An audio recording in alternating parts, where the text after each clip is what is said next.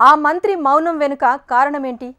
రాష్ట్రంలో ప్రతిపక్ష నేతపై, నియోజకవర్గంలో ప్రతిపక్ష నాయకులపై ఒంటికాలితో శివాలెత్తే మంత్రిగా ముద్రపడ్డ ఆయన ఈ మధ్య ఎందుకు అంత మౌనంగా ఉంటున్నారు?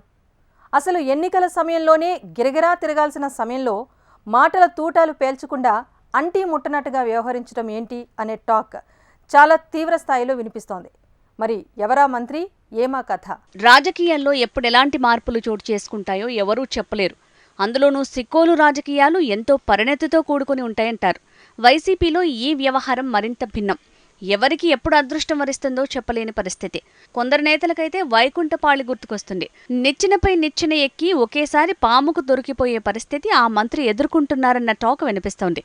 మరి ఇలా ఎందుకు జరిగిందనేది ఆ పార్టీ శ్రేణులకే అంతుచిక్కటం లేదట. సీదిరి అప్పలరాజు గురించి కొంతకాలం క్రితం వరకు రాష్ట్రమంతా బాగా చెప్పుకున్నారు. కొంతకాలంగా మాత్రం ఆయన ఎక్కడా కనిపించటమే మానేశారు. పలాస నియోజకవర్గంలో డాక్టర్ సీదిరి అప్పలరాజు 2019 ఎన్నికల్లో రాజకీయ ప్రవేశం చేశారు. ఎమ్మెల్యేగా ఎన్నికయ్యారు.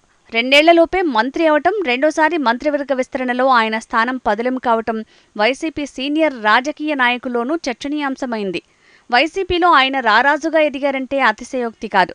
కానీ ఇప్పుడు మారిన పరిస్థితుల్లో పలాస నియోజకవర్గ హీరో కాస్త విలన్ పాత్ర పోషిస్తున్నారంటూ అదే పార్టీ నేతలు వ్యాఖ్యానించిన సందర్భాలు కూడా ఉన్నాయి. ఒకానొక దశలో స్వాతంత్ర్య సమరయోధుడు గౌతు లచ్చన్న విగ్రహాన్ని సైతం తొలగించాలనే స్టేజ్కి అప్పలరాజు వ్యూహం పన్నారు. అదే సమయంలో అదే పార్టీ సీనియర్ నేత ధర్మాన కృష్ణదాస్ వంటి వారు దూకుడు పార్టీల మీద ఉండాలే తప్ప స్వాతంత్ర్య సమరయోధులపై కాదంటూ చురకలంటించిన సందర్భాలు కూడా ఉన్నాయి. అప్పలరాజుకు మంత్రి పదవి వచ్చినప్పటి నుంచి పలాస ప్రతిపక్ష టీడీపీ నేతను మహిళ అని కూడా చూడకుండా ముచ్చెమటలు పట్టించేలా దూకుడు ప్రదర్శించారట. ఆమె కూడా వెనక్కి తగ్గినప్పటికీ ఎత్తుకు పై ఎత్తుల వ్యవహారంలో ఆ పార్టీ శ్రేణులనే అనగదొక్కేందుకు గత 2.5 ఏళ్లలో ప్రయత్నించారట అప్పలరాజు. అదే సమయంలో సొంత క్యాడర్ కొందరికి దూరం అవటంతో ఇప్పుడు ఇబ్బందులు ఎదుర్కొంటున్నారట. ఎమ్మెల్సీ దువ్వాడ శ్రీనివాస్ సోదరుడు పలాస వైసీపీ సీనియర్ నాయకుడు దువ్వాడ శ్రీకాంత్ వంటి వారు పార్టీకి దూరం అవటాన్ని అధిష్టానం కూడా ప్రస్తావిస్తోందట. ఈ నేపథ్యంలో మంత్రి సీదిరి అప్పలరాజు విశాఖ వెళ్లాలని హైకమాండ్ సూచిస్తోందని టాక్. ఆయన స్థానంలో అమరావతిలో ఉన్న వైద్యుడు, ఆ నియోజకవర్గంలో అధిక ఓటు బ్యాంకు ఉన్న కాళింగ సామాజిక వర్గానికి చెందిన అభ్యర్థి పలాస టికెట్ కోసం తెగ ప్రయత్నం చేస్తున్నారట. ఈ నేపథ్యంలో మంత్రి సీదిరి అప్పలరాజు దూకుడు తగ్గిందట.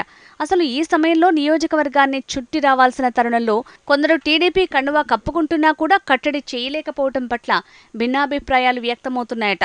మంత్రి అప్పలరాజు వర్గీయులు మాత్రం టికెట్ మళ్లీ అప్పలరాజుకే అంటున్నారట. పలాస నియోజకవర్గానికి జగనన్న ఆశీస్సులతో మళ్లీ అప్పలరాజే ఎమ్మెల్యేగా ఎన్నికవటం ఖాయమంటూ బెట్టింగ్లకు రెడీ అవుతున్నారట.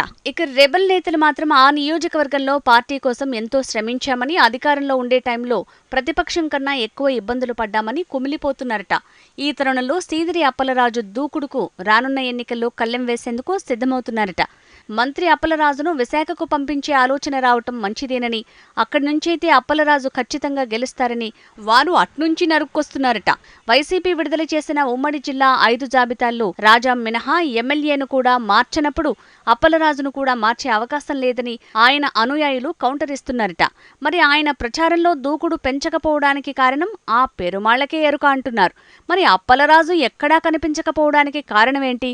తనకిక వైసీపీలో అవకాశాలు కనుమరుగయ్యాయా అన్న సంకేతం అందిందా? దీనిపై ఆయన నోటి నుంచి క్లారిటీ వస్తుందా?